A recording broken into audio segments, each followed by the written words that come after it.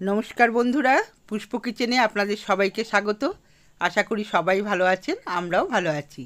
আজকে আমি বানাচ্ছি শাহি পনির রেসিপি। আমি অনেক রকমভাবে পনির বানিয়েছি, দেখেছেন, পটল পনির, নিরামিষ পনির, কিন্তু আজকে একটু আলাদাভাবে পনিরটা করছি। আপনারা দেখুন, আমার সাথে থাকুন। এই পনিরটা আমি বাড়িতেই তৈরি করেছি।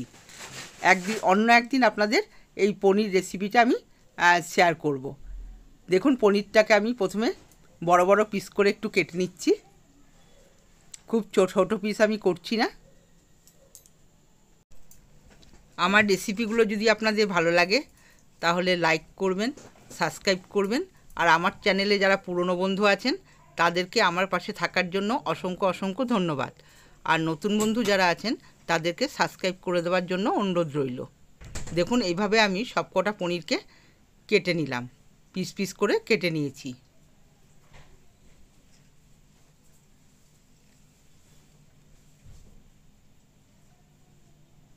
সব পনির আমার কাটা হয়ে গেছে।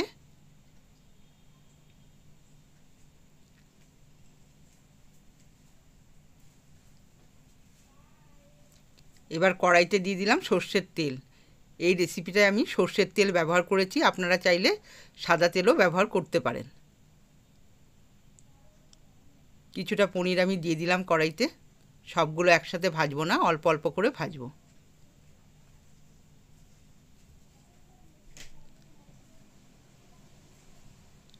এদিকে দেখুন, হালকা গরম জল করে নিয়েছি, দিয়ে দিলাম সামান্য লবণ আর 2 চামচ চিনি দিয়ে জলটাকে ভালো করে গুলিয়ে নেব। পনিরটা ভাজার পর এই জলের মধ্যে আমি পনিরগুলোকে ফেলবো। তাতে করে পনিরটা সফট হয় আর নরম হয়, খেতেও খুব সুস্বাদু হয়। পনিরটা হালকা করে ভাজবো, বেশি লাল করে ভাজবো না। হয়ে গেছে আমার পনিরগুলো, এবার আমি তুলে নিচ্ছি।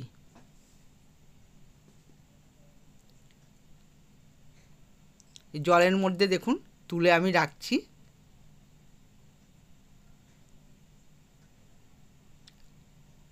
সব কটা পনির আমি তুলে নিলাম। এবার আর বাকি পনিরটা ছিল সেটা এবার আমি তেলেতে দিয়ে দিলাম।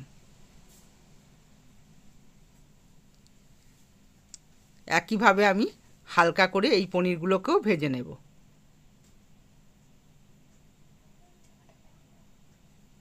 দেখুন, এগুলোও ভাজা হয়ে গেছে, এবার তুলে নিচ্ছি। পনিরগুলো এই জলের মধ্যে আমি 10 থেকে 15 মিনিট রেখে দেব। এবার দেখুন, ওই তেলেতেই দিয়ে দিলাম 5টা গোটা এলাচ। মিডিয়াম সাইজের 2টো পেঁয়াজ কুচিয়ে তেলেতে আমি দিয়ে দিলাম।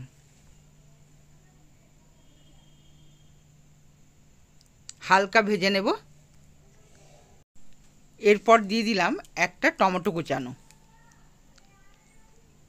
আর কয়েক কোয়া রসুন। এবার এগুলোকে একসাথে ভালো করে হালকা করে ভেজে নেব। খুব লাল করে ভাজা চলবে না। 4টে কাঁচা লঙ্কা দিয়ে দিলাম আর দিয়ে দিলাম ভাঙা কাজু। এবার নেড়ে চেড়ে ভালো করে ভেজে নেব।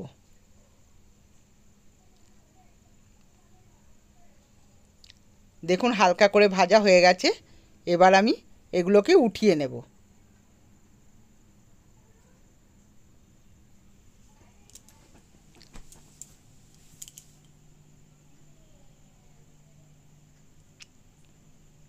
সবগুলো উঠানো হয়ে গেছে। এবার একটা মিক্সিং জারে এটাকে পেস্ট করে নেব। এদিকে দেখুন, জল থেকে ছেঁকে পনিরগুলোকে তুলে ফেললাম।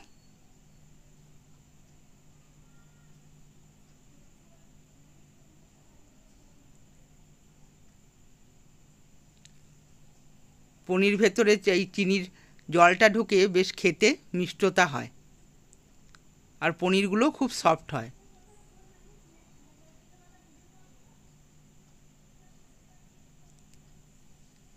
পেঁয়াজ, টমেটো, কাঁচা লঙ্কা ভাজা, আমি এটাকে ভালো করে পেস্ট করে নেব।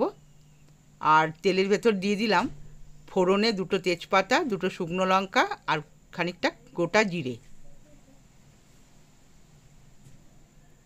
দিয়ে দিলাম একটা ক্যাপসিকাম কুচানো, লাল ক্যাপসিকাম সেটা কুচিয়ে রেখেছিলাম তেলেতে দিয়ে দিলাম, দিয়ে ভালো করে একটু নেড়েচেড়ে ভেজে নেব। এবার দিয়ে দেবো পেস্ট করা মশলাটা। মশলাটা দিয়ে আমি ভালো করে নেড়েচেড়ে ভেজে নেব।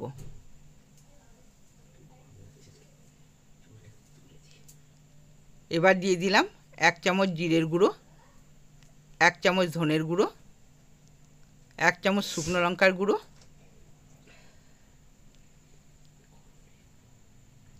হলুদের গুঁড়ো 1 চামচ দিয়ে ভালো করে নেড়েচেড়ে মশলাটাকে ভালো করে কষাতে হবে। মশলাটা মোটামুটি কষানো হয়ে গেছে। এবার দিয়ে দেবো 1 চামচ চিনি।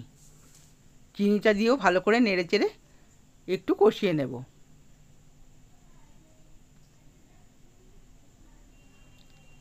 এরপর দিয়ে দিলাম পনির ভেজানোর যে জলটা ছিল, সেই জলটা আমি এতে দিলাম।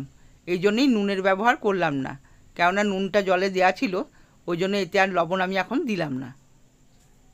এবার দিয়ে দেবো পনিরগুলো, ভাজা পনিরগুলো দিয়ে দিলাম। জলটা দিয়ে খানিক ফুটে উঠলেই পনিরটা দিতে হবে।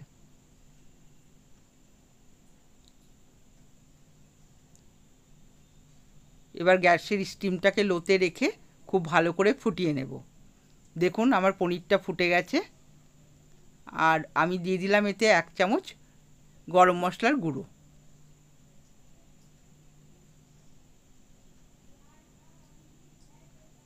1 চামচ ঘি, হালকা হাতে ভালো করে নেড়ে দিলাম।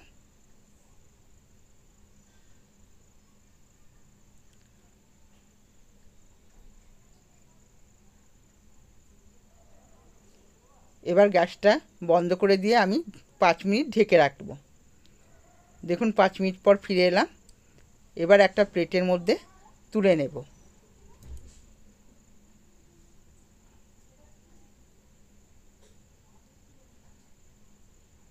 এটা বেশি ঝোল রাখা চলবে না, একটু গা মাখা করতে হবে, তাহলে খেতে স্বাদ হবে। আপনারাও বাড়িতে সব করে দেখবেন, খুব সুন্দর হয় আর খেতেও খুব সুস্বাদু হয়। আজকের মতো ভিডিওটা আমি এখানেই শেষ করছি। আপনারা সবাই ভালো থাকবেন, সুস্থ থাকবেন। ধন্যবাদ।